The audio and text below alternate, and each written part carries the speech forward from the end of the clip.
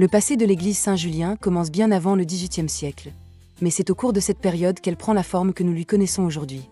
L'ancienne église, déjà fragilisée, subit de lourds dommages durant la guerre de 10 ans, épisode franc-comtois de la guerre de 30 ans, entre 1634 et 1644.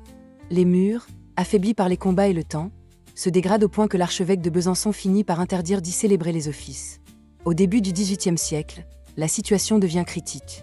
Le 20 mai 1741, les habitants demandent l'autorisation de vendre une partie des bois communaux afin de financer la reconstruction. Quelques semaines plus tard, l'expert François Ducy confirme l'urgence. Selon lui, tous les murs sont si caducs qu'ils menaçaient une ruine prochaine. L'architecte Jean-Pierre Galzeau est alors chargé d'établir un plan et un devis. À sa mort, en 1742, son frère reprend le projet et le confirme. Les travaux sont finalement adjugés en 1751 à l'entrepreneur Charles-François Cornibert. Le gros œuvre est achevé en 1753. Au fil du temps, l'édifice vieillit et nécessite de nouveaux soins. En 1988, il est inscrit au monument historique, reconnaissance officielle de son intérêt patrimonial.